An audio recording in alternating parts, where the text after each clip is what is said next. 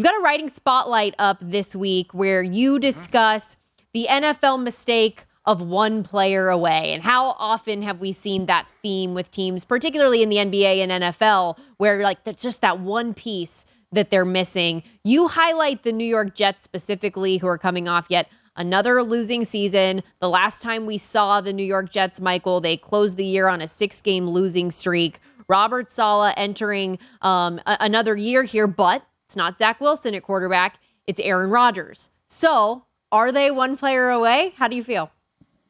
Well, I think to me, when I wrote Football Done Right, I broke down trades, and went over a lot of the trades that have happened in the NFL, the big trades in the NFL. And one of the conditions of those big trades were the belief we're one player away. John Hadle in 74, the Packers trade all these picks for John Hadle, who's washed up, and he comes in and does it. Russell Wilson last year, we're one player away, Denver, we can win this. Yeah, that right? worked out great. Yeah, that hasn't worked out. So I think there's a mindset of that. But when you really peel back the layer of the New York Football Jets, right, and you go through it, and you realize that when Saleh made those comments about he's one of the 6 or the 8 teams, I thought it was the most ridiculous thing I've ever heard this offseason, especially considering that his franchise that he represents has only been in the playoffs 13 times since they won the Super Bowl in 1968. The franchise that he represents hasn't been to the playoffs since 2010. So, it isn't like he's working in a culture that understands champions. He's won 2 games in the AFC East his career in 2 years. He hasn't beaten New England yet. Now, all that could change, but I think to me he's getting himself ahead of his skis. Why are they one of the 8 teams? Because they acquired Rodgers? Because they have one player? They're that good of a team? The other thing that bothered me, Stormy, is we don't ever talk about this, but we say the players have to improve. It's important that we get better production from the quarterback. It's important we get better production from our left tackle. How about better production from our head coach? Are we sure he's a really good head coach? Are we sure he's grown into the job? Are we sure he's ready to be one of the 8? I think that's a little presumptuous. I agree. And for anybody that did miss Robert Saleh, we have him here now. We have the audio talking about his efforts to keep any and all negativity that could undermine the 2023 New York Jets coming into this season. So just take a listen and then we'll come back to it. Acknowledge the noise, acknowledge the positivity, be excited about it because, there's, again, my opinion, I think 32 teams stand in front of their teams, or 32 coaches stand in front of their teams every year, talk about winning a championship, and then realistically there's maybe 6 or 8 teams that have an actual chance to do it. And I do think we are one of those teams. So that's what Michael keeps saying when he says that Robert Saleh thinks that they're one of the best 6 to 8 teams in the NFL. What I found interesting is, and he continues to say, none of that matters unless we take care of things today. Talked about focusing on the moment. I thought that was interesting that you're clearly talking about the future and thinking you're a team that could play for a Super Bowl, but then reverting back and talking about today, and it's important about today. So which is it? Well, I agree. You hit the nail on the head, Stormy. This is a guy that goes to a press conference without a prepared statement, without a prepared plan. He's just winging it. Because in one sense, he's talking about they're one of the 6 to 8 best teams, and then we just got to focus on today. There's no reason for you to talk about the Jets being a Super Bowl contending team when you haven't made the playoffs since 2010, when you haven't beaten any team twice in the AFC East, when you've only been to the playoffs 13 times since 1968. To me, his approach should be, look, we're trying to come together as a team. We're trying to incorporate Aaron Rodgers. We've got to build on a lot of things. We're nowhere near where we need to be. This is going to be a work in progress. That's how you talk about today. You don't talk about today and then say, we're one of the best teams in the league. You're not. You haven't beaten anybody to be one of the best teams. I think he's won 11 games in 2 years. We all know this. And so he's put the pressure on the players when the pressure should be on the coach. The pressure should be he should take the responsibility. And look, as I said earlier, I think, to me, could they be an improved team? Sure. Would they have been a better team had they had a better quarterback last year? Yeah, but teams would have played them differently, right? There's always that element of how do you handle the team. The other factor is they're going to be a hunted team. Yeah. Everybody's gunning for them, right?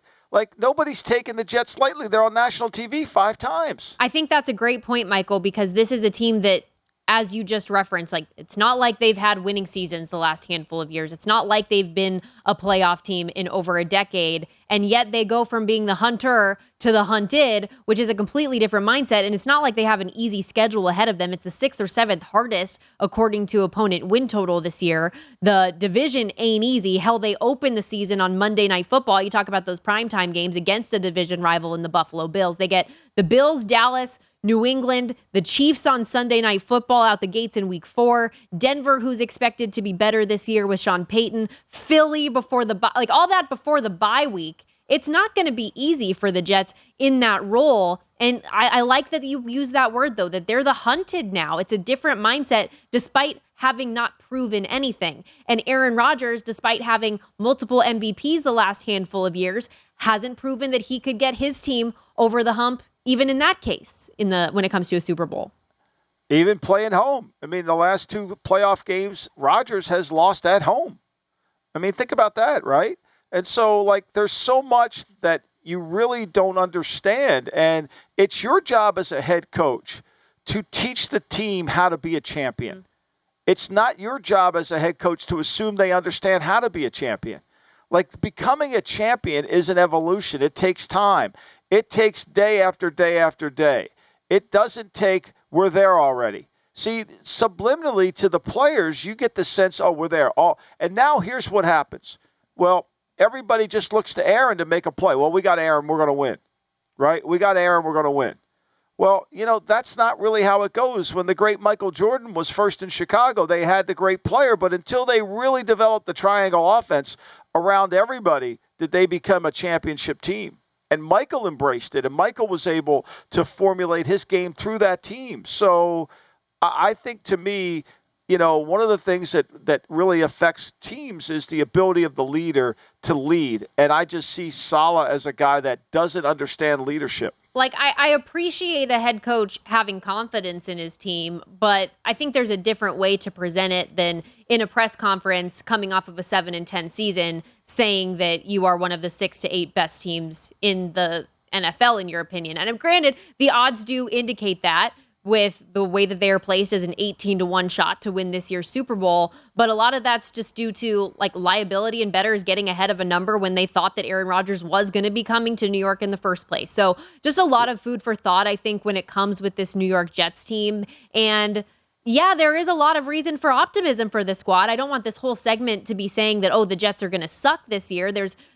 No question. But I like the point in general being that one player away. Is that a reality? And I mean, you could also be one injury away from that reality getting crushed. Clearly, right? And that's the point, is we could be – this is such a difficult challenge. I mean, this could shift. Rodgers is coming – and they had a calf injury in the OTA days, right? Okay. No big deal. He'll be ready for the start of the season. I don't think there's any doubt about that. However, that being said, you and I both know one injury here or one injury there. We saw last year they lost a bunch of offensive linemen. That affected their team. What happens if they lose, if they don't get Quentin Williams signed? I think all that. And then the Becton conversation that followed up where he's already barking about how there's been no communication about him not being able to compete. So I think you're right. I don't want this to be, the Jets aren't going to win because they've never won. No, the Jets have a good team. I'm not arguing that.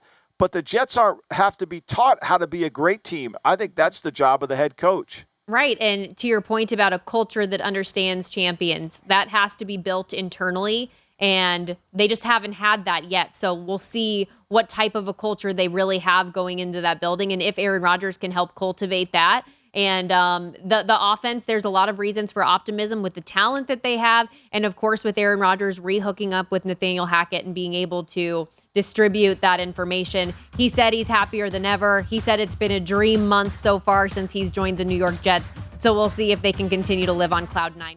Go to VSiN.com/subscribe to become a VSiN Pro subscriber today.